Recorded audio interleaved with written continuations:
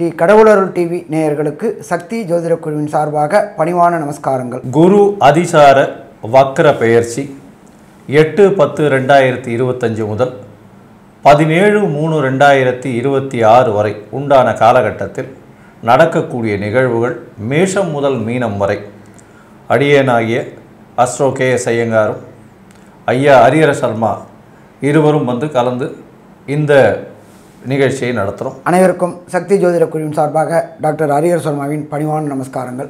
நாம் ஒவ்வொரு முறையும் என்னென்ன பார்க்குறோம் அப்படின்னாக்க மாத ராசி பலன்கள், தமிழ் மாத ராசி பலன்கள், அதை தவிர வருஷ பயிற்சிகள் அப்படின்றத பொறுத்தளவுக்கு ஒரு வருஷத்துக்கு ஒரு ட்ரிப்பு மாறக்கூடியது குரு பயிற்சி பலன்கள் மற்றும் ராகு கேது பயிற்சி பலன்கள் மற்றும் 2.5 வருஷத்துக்கு ஒரு ட்ரிப்பு மாறக்கூடிய சனி பயிற்சி பலன்களையும் பார்க்குறோம். இதை தவிர கடந்த காலகட்டங்களில் நம்ம சனி வக்ர பயிற்சி பலன்களை பார்த்தோம். எப்பொழுதுமே சனி பகவானுக்கும் சரி குரு பகவானுக்கும் சரி வக்ர பலன் உண்டு. குரு நின்ற இடத்துலேருந்து சூரியன் 5ஆம் இடத்துல வந்தால் அது வக்ரம் பெறுறதுன்னு பேர். அதே போல் சனி நின்ற இடத்துலேருந்து சூரிய பகவான் 5ஆம் இடத்துல வந்தால் வக்ரம் பெறுறது. அதே போல் குரு நின்ற இடத்துலேருந்து சூரியன் 9ஆம் இடத்துக்கு வரும்போது வக்ர நிவர்த்தி. சனி பகவான் நின்ற இடத்துலேருந்து சூரியன் 9ஆம் இடத்துக்கு வர்றது வக்ர நிவர்த்தி. இப்போ நாம் பார்க்க போகிறது அப்படின்றது நிகழும் மங்களகரமான விசு வாச வருஷம். கரெக்டாக பார்த்தோம்னா அன்றைக்கி புரட்டாசி 22ஆம் தேதி அன்றைக்கி பாசம் அப்படின்றது கன்னியா மாதம். அன்றைக்கி பொன் கிடைச்சாலும் புதன் கிடைக்காது. அப்படிப்பட்ட உயர்ந்த நாளான புதன்கிழமை குரு பகவானானவர் அதிசாரம் வாங்குறார். அதிசாரம்னா என்ன அப்படின்னாக்க முன்னோக்கி செல்வது. வக்ரம்னா என்ன? ரிட்ராகேஷன், பின்னோக்கி செல்வது. அப்போ இப்படி இருக்கிற சூழ்நிலையில் இந்த குரு பகவான் 8-10-2025 பொன்னாப்பிட்டாலும் புதனாப்பிடாது அப்படின்ற புதன்கிழமையில் அவர் அதிசாரம் வாங்குறாரு. இதில் அதிசாரம் எத்தனை நாள் இருக்கிறாரு? சற்றேறக்குறைய 42 நாள் அதிசாரம் வாங்கி கடகத்துக்கு போகிறாரு. கடகத்தில் போய் கடகத்தில் குரு பகவான் உச்சம் பெறக்கூடிய காலகட்டம்.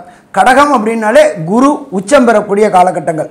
அதுக்கப்புறம் பார்த்தோம்னாக்க 18-11-2025 ரிட்ராகேஷன் வக்ரம் அடைகிறாரு. எங்கே வக்ரம் அடைகிறாரு அப்படின்னா கர்க்கடகத்திலேயே புனர்பூசம் 4ஆம் பாதத்திலேயே வக்ரம் அடைகிறாரு. அவர் வக்ர நிவர்த்தி அடையக்கூடிய காலகட்டங்கள் அப்படின்றது 17-3-2026 வக்ர நிவர்த்தி அடைகிறாரு. அது எதில் வக்ர நிவர்த்தி அடைகிறாரு அப்படின்னா மிதுன ராசியில் வக்ர நிவர்த்தி அடைகிறாரு. அப்போ இந்த மொத்த காலகட்டங்கள் அவர் வக்ரம் மற்றும் அதிசார நாட்கள் அப்படின்னாக்க சற்றேறக்குறைய 160 நாள் வக்ரம் அதிசாரம். அதுலேயும் பார்த்தோம்னாக்க அதிசாரம் கிட்டத்தட்ட 42 நாள். அதை தவிர வக்ர காலகட்டங்கள் அப்படின்றது 118 நாள். பின்னோக்கி செல்றதுல என்ன பலன்கள்? குரு பொறுத்தளவுக்கு அந்தனர் குரு, நல்ல காரியங்கள் மட்டுமே செய்யக்கூடிய குரு. குருவை பொறுத்தளவுக்கு இது தனக்காரகன் போம், புத்திரக்காரகன் போம். ஒருத்தருக்கு புத்திரர் இல்லை அப்படின்னா எதுவுமே இல்லை. அப்போ புத்திரக்காரனான குரு அதிசாரம் வாங்குறாரு. அதுக்கப்புறம் வக்ரம் அடைகிறாரு. அவர் 2 ராசிக்கும் போகிறாரு. மிதுனத்துலேருந்து கடகத்துக்கு வராரு, கடகத்துலேருந்து மிதுனத்துக்கு போகிறாரு. அப்படியேப்பட்ட காலகட்டங்களில் இந்த குரு நின்ற இடத்தையும் பலப்படுத்துவார், அதோட பார்க்குற இடத்தையும் பலப்படுத்துவார். எல்லா கிரகங்களுக்குமே விசேஷ பார்வை கிடையாது. நேர்பார்வை அப்படின்றது 7. அதை தவிர விசேஷ பார்வை உண்டானது அப்படின்றது குரு பகவானுக்கு 5ஆம் பார்வையும் 9ஆம் பார்வையும். அப்போ நின்ற இடம் ப்ளஸ் 7ஆம் இடத்தை வலுப்படுத்துவார், 5ஆம் இடத்தை வலுப்படுத்துவார், 9ஆம் இடத்தை வலுப்படுத்துவார். சரி, இப்போ இந்த குருவை பொறுத்தளவுக்கு அதிசாரம் வர நாள்லையும் அதுபோல் வக்ர நிவர்த்தி காலகட்டங்களையும் பொதுவான பரிகாரங்கள் எப்பொழுதுமே பொறுத்தளவுக்கு குருவுக்கு உண்டான எளிமையான பரிகாரங்கள் என்னென்ன அப்படின்றத நம்மளுடைய அஸ்ட்ரோ டாக்டர் கே.எஸ். ஐயங்கார் அவங்க விரிவாகவும் விளக்கமாக சொல்லுவாங்க. ஐயா, அற்புதமாக சொன்னீங்க. அதாவது குரு அப்படின்னு சொல்லும்போதே வியாழக்கிழமையை குறிக்கும். குரு என்பவரை பொறுத்தவரை வியாழக்கிழமை அதிகாலை முதல் ஹோரை, அதாவது சூரிய உதயத்தின் முதல் ஹோரையை குரு ஹோரைன்னு சொல்லுவோம். இந்த குரு ஹோரை அப்படின்றதில் நெய் விளக்கு, நெய் தீபம் போட்டு வணங்குவது பெரிய விசேஷம். நெய் தீபம் யாருக்கு போடணும்? அருகில் இருக்கக்கூடிய தட்சிணாமூர்த்திக்கோ இல்லைன்னா விநாயகருக்கோ இல்லைன்னா ஆஞ்சநேயருக்கோ வழிபட்டீர்களே ஆனால் உங்களுக்கு வரக்கூடிய எல்லா விதமான பிரச்சனைகளிலிருந்தும் நிச்சயமாக தீர்வு கிடைக்கும். சரி, இதற்கு பிறகு பார்த்தோம்னா எளிய பரிகாரம் அப்படின்னு சொல்லக்கூடியது குருவினுடைய காயத்ரி மந்திரம். ஓம் ரிஷபத்வஜாய வித்மஹே கிருணிஹஸ்தாய தீமஹி தன்னோ குரு பிரச்சோதயாத் அப்படின்ற இந்த காயத்ரி மந்திரத்தை ஒரு நாளைக்கு 3 தடவை ஜபிக்கிறதன் மூலியமாக உங்களுக்கு வரக்கூடிய வந்த பிரச்சனைகள் விலகக்கூடிய வாய்ப்புகள் உண்டு. இதை தவிர பார்த்தலையானால் குருவுக்கு செய்ய வேண்டிய பரிகாரம் அப்படின்னு பார்த்தலையானால் எளிய பரிகாரமாக உங்களால் முடிஞ்சதையானால் அருகில் இருக்கக்கூடிய கோவிலில் நெய் தானம் கொடுங்கோ, நெய் வடக்கு போடுங்கோ, தேங்காய் தானம் கொடுங்கோ, தேங்காய் உடைக்கோ. பக்கத்தில் இருக்கிற கோவிலில் சதுர்த்தி அந்த மாதிரி விஷயங்களுக்கு விநாயகருக்கு பக்கத்தில் விநாயகர் கோவில் இருந்ததுன்னா சதுர்த்தி தேங்காய் உடைச்சுட்டே வாங்கோ. எலுமிச்சம்பழம் தானம் கொடுங்கோ, எலுமிச்சம்பழம் மாலையாக போடுங்கோ. அது தவிர மஞ்சள் வஸ்திரங்கள் தானம் கொடுக்கணும், வாழைப்பழங்கள் தானம் கொடுக்கணும். ஏன்னா இதெல்லாம் குருவினுடைய பொருட்களாக சொல்லப்படுறது. முடிஞ்சதுன்னா ஸ்வர்ண தானம் கொடுக்கலாம். தங்கம் விற்கிற விலையில் பார்த்தலையானால் கொடுக்க முடிஞ்சதுன்னா சந்தோஷம். அதாவது மிகவும் அதிகமாக ஸ்வர்ணதானம் அப்படின்றது மிக உங்களால் முடிஞ்சதுன்னா பண்ணுங்க. அடுத்தது பார்த்தலையானால் புஸ்தகங்கள் படிக்கக்கூடிய மாணவியர்களுக்கு, பாடசாலையில் படிக்கக்கூடியவர்களுக்கு, அந்தணர்களுக்கு, படிக்கக்கூடிய மாணவியர்களுக்கு இவர்களுக்கெல்லாம் புத்தகம், நோட்டு, எழுதக்கூடிய நோட்டு. இப்போ புஸ்தகம் எல்லாமே காமர்ஸ், நோட் புக்ஸ் அந்த மாதிரிலாம் வந்துடுது. அதனால் எல்லாமே டவுன்லோட் பண்ணிடுறான். அதனால் புஸ்தகம்ன்றதை விட நோட் புக், எழுதக்கூடிய பென்சில் பேனா எழுதக்கூடியது, இந்த மாதிரியான விஷயங்கள் வாங்கி தானம் கொடுங்க. அதே மாதிரி இந்த ஜோதிஷம் சொல்கிறபாளுக்கு இந்த காலகட்டம் மிகவும் அதிகமாக இருக்கும். ஜோதிடர்களுக்கு உங்களால் முடிஞ்ச காணிக்கையை நீங்கள் அனுப்புங்க. ஏன்னா இது ஒரு பெரிய விசேஷமாக இருக்கும். அதை தவிர பார்த்தலையானால் அருகில் இருக்கக்கூடிய கோவிலில் இந்த சுண்டல் பண்ணி, அதாவது மூக்கு கடலை சுண்டல் பண்ணி வியாழக்கிழமை கொடுங்க. அது ஒரு பெரிய விசேஷத்தை கொடுக்கக்கூடிய காலகட்டமாக அமையும். தென்னை மரம் தானம் கொடுங்க வியாழக்கிழமை அன்னைக்கு. அதே மாதிரி வாழைக்கன்று தானம் கொடுங்க. அதே மாதிரி அரச மரம், பக்கத்தில் இருக்கிற கோவில் பக்கத்தில் போய் ஒரு அரச மரமோ வச்சுட்டு வாங்க. அது உங்களுடைய குலம் விருத்தியாகக்கூடிய வாய்ப்புகளை நிச்சயமாக கொடுக்கும். இதை தவிர பார்த்தலையானால் குருவினுடைய பார்வையும் சரி, குரு இருக்கும் இடத்தையும் சரி சுபப்படுத்தக்கூடிய வல்லமை வாய்ந்த ஒரே கிரகம். ஏன்னா குரு மட்டுமே அதிசுபர் அப்படின்னு ஜோதிட சாஸ்திரம் சொல்கிறது. அதனால் அவருக்கு அடுத்து தான் எல்லா கிரகங்களையும் சொல்கிறாங்க. அதனால் குருவின் பார்வையோ குரு இருக்கும் வீடோ இது ரெண்டும் பெரிய ஏற்றத்தையும் மாற்றத்தையும் கொடுக்கும். குரு தான் கல்யாணத்துக்கு மிகவும் முக்கியமான கிரகம்னு சொல்லக்கூடியது. அதாவது குரு பலம் வந்துருச்சா அப்படின்னு கேட்கக்கூடிய ஒரு விஷயத்தை நிச்சயமாக நம்ம இன்னி வரலும் கடைபிடிச்சிட்ருக்கோம். அதை தவிர பார்த்தலையானால் குரு எந்த இடத்தில் பார்த்தாலும் சரி அது ஒரு பெரிய மேன்மை பெறும். பணம் அப்படின்னு சொல்லக்கூடிய தனத்திற்கு காரகனாகவும், குழந்தைகள் புத்திரர்கள் அதற்கு பிராப்திக்கு காரகனாகவும் இருக்கக்கூடியவர் குரு. அதனால் சந்ததியும் வளரும், பொருளும் வளரக்கூடிய வாய்ப்புகள் மிகவும் அதிகம். இந்த குருவினுடைய மாற்றங்கள் ஏதாவது பிரச்சனை கொடுத்ததுன்னா இப்போ சொன்ன எல்லா விதமான எளிய பரிகாரங்களை சொல்லுங்கள். இப்போது மேஷம் முதல் மீனம் வரை இப்போ இருக்கக்கூடிய குரு அதிசார வக்ர பெயர்ச்சியில் என்னென்ன விளைவுகள் வரும், அதற்கு எந்தெந்த கோவிலுக்கு போகலாம், அருகில் இருக்கக்கூடிய கோவில் என்ன பண்ணலாம் அப்படின்றதையும் ஒன்றொன்னா சொல்கிறோம். மேஷம் முதல் மீனம் வரை இப்போ பார்க்கலாம். சிம்ம ராசி, மகம் பூரம் உத்திரம் இந்த 3 நட்சத்திரம் 9 பாதங்களை கொண்ட ராசி. ராசியின் அதிபதி சூரியன். சிம்மம்னாலே ஒரு கம்பீரம் எப்பொழுதுமே உண்டானது தான். ஆட்சி, அதிகாரம், அதை தவிர அட்மினிஸ்ட்ரேட்டிவ் ஸ்கில்ஸு, சொல்லக்கூடிய வார்த்தைகளில் தான் என்ற ஒரு அகங்காரம், தான் செய்வது சரி என்ற ஒரு போக்கு, இது எல்லாமே சிம்மராசிக்கு உண்டானது. இது நன்மைகளும் இருக்குது, சில நேரத்தில் தவறுதலாக போகிறதும் இருக்குது. நன்மைகள் என்னென்னா எந்த ஒரு விஷயத்தையும் யோசிச்சுட்டே இருந்து பண்ணலாமா வேண்டாமான்னு துணிந்து முடிவெடுக்க முடியாத நிலையில் இருந்தால் எந்த ஒரு விஷயமும் முன்னுக்கு போகாது. ஒரு விஷயத்தை எடுத்தோம்னா பண்ணித்தான் ஆகணும். அது நல்லபடியாக முடிஞ்ச வரலும் அதை செயல்படுத்தக்குண்டான பார்த்துட்டே இருக்கணும். அது ஒரு தரம் செயல்படுத்தணும் இறங்கியாச்சுன்னா அதுக்கப்புறம் திருப்பி யோசிக்கிறது பிரயோஜனம் கிடையாது.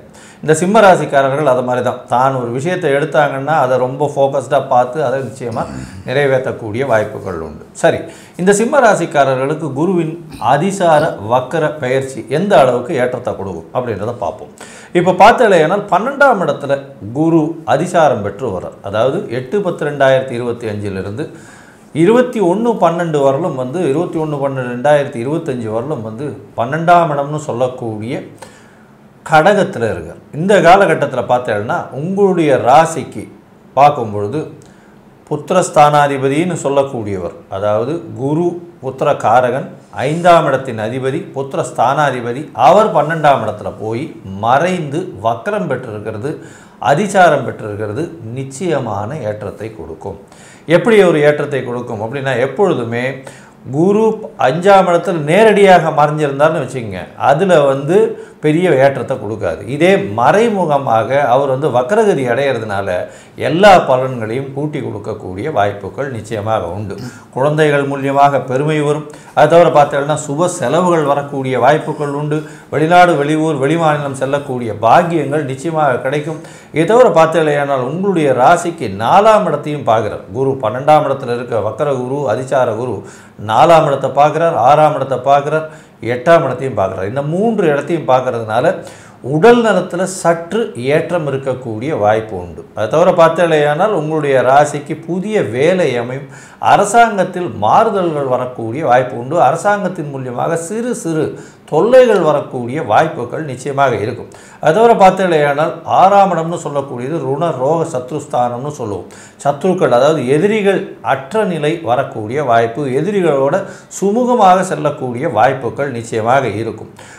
புதுசாக வந்து வீடு, மனை இந்த மாதிரியான விஷயங்கள் விற்கிறதுக்கு பார்த்துருந்தீங்கன்னா இந்த காலகட்டத்தில் நிச்சயமாக நடக்கும்.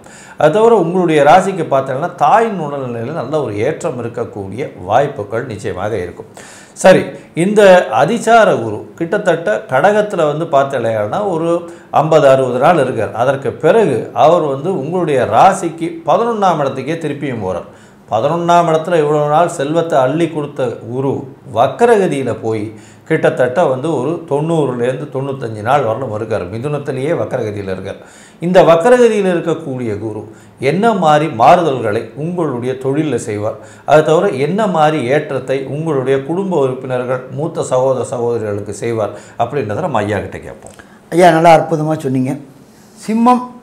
சிம்மத்துக்கு 11ல் குரு. 11 அப்படின்றது லாபஸ்தானம். அந்த லாபஸ்தானத்தில் குரு வக்ர தன்மையில் இருக்கார். வக்ரம் அப்படின்னாக்க செயலற்ற தன்மையில் இருக்கார். எப்பொழுதுமே குரு நின்ற இடத்த வளப்படுத்துவார். ஆனால் அவர் நல்லா இருந்தால், அவர் வக்ரகதியாக இருக்கிறதுனால நீங்கள் செய்கின்ற தொழிலில் சற்று இரக்கம் இருக்கும். மொத்தமாலாம் அங்கே வந்துடாது. ஏன் அப்படின்னு கேட்டிங்கன்னா, அவருடைய நட்சத்திர பாதத்தில் இருக்கார். குரு புனர்பூச நட்சத்திர பாதத்தில் இருக்கார். அவர் சுய நட்சத்திரம் சுயசாரம் வாங்கியிருக்கும்போது கெடுக்கக்கூடிய அளவின் தன்மையை குறைப்பார். அதே போல் கொடுக்கக்கூடிய அளவின் தன்மையை குறைப்பார். நம்ம ஒரு வழக்கு மொழி சொல்லுவோம், பொண்ணு வைக்கிற இடத்துல பூ வைக்கிறது. அது இந்த காலகட்டங்களில் சிம்மராசி என்பர்களுக்கு இருக்குமா? இருக்கும். குரு நின்ற இடத்த கொஞ்சம் பண்ணுவார். சரி, அதுக்கு அடுத்தது பார்த்தோம் அப்படின்னாக்க குரு பகவானுக்கு விசேஷ பார்வைகள் உண்டு. 5ஆம் பார்வை, 7ஆம் பார்வை, 9ஆம் பார்வை. குரு உங்களுடைய ராசிக்கு 11 நின்றுக்கிட்டு உங்களுடைய ராசிக்கு 3ஆம் இடமான முயற்சி ஸ்தானத்தை பார்க்குறார். கடந்த காலகட்டங்களில் நீங்கள் எடுத்த முயற்சிகள் தோல்வி அடைஞ்சிக்கிட்டே இருந்துச்சு. இப்போ வெற்றி வெற்றி வெற்றி பெறக்கூடிய காலகட்டம். என்ன சாமி, குரு வக்ரமாக இருக்கார், அந்த இடத்த கெடுப்பார் நீங்கள், ஆனால் 3ஆம் இடத்துல முயற்சி ஸ்தானத்தை பார்க்குறாரு. அதை மட்டும் எப்படி வலுப்படுத்துவார்? எப்பொழுதுமே குரு பார்த்தால் கோடி நன்மை. அப்போ குருவுடைய பார்வை உங்களுடைய 3ஆம் இடமான முயற்சி ஸ்தானத்தில் வர்றதுனால நீங்கள் எடுக்கின்ற முயற்சிகள் அத்தனையும் வெற்றி பெறக்கூடிய தன்மை கிடைக்கும். சரி, அடுத்தது 3ஆம் இடத்தை நம்ம என்ன சொல்லுவோம்? கம்யூனிகேஷன் பாவம்னு சொல்லுவோம்.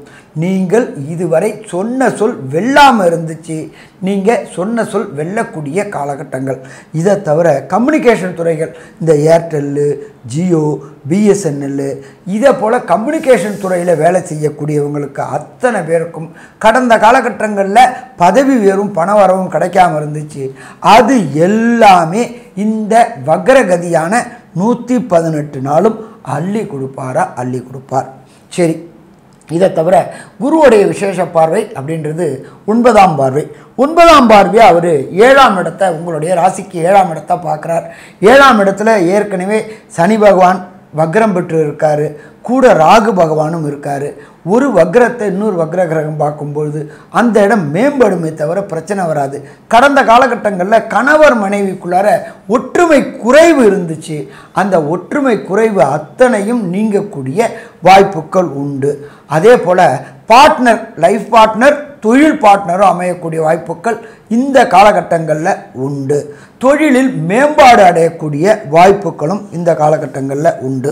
சரி, திருமணம் ஆகி போயிடுச்சு, அவங்களுக்கு வம்சம் விருத்தி அப்படின்றது 5ஆம் பார்வை, அது 7ஆம் பார்வை உங்களுடைய ராசிக்கு 5ஆம் இடத்தை பார்க்குறாரு.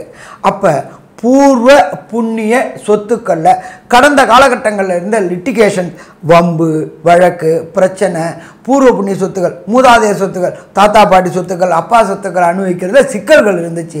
அந்த சிக்கல்கள் அத்தனையும் தீரக்கூடிய வாய்ப்புகள் உண்டா? சிக்கல்கள் அத்தனையும் தீரக்கூடிய வாய்ப்புகள் உண்டு. அதை தவிர குலதெய்வ வழிபாடுக்கு புறப்படணும்னு நினச்சிக்கிட்டு இருந்த சிம்மராசி என்பவர்களுக்கு ஏதாவது ஒரு தடங்கல்கள் வந்துக்கிட்டே இருந்துச்சு.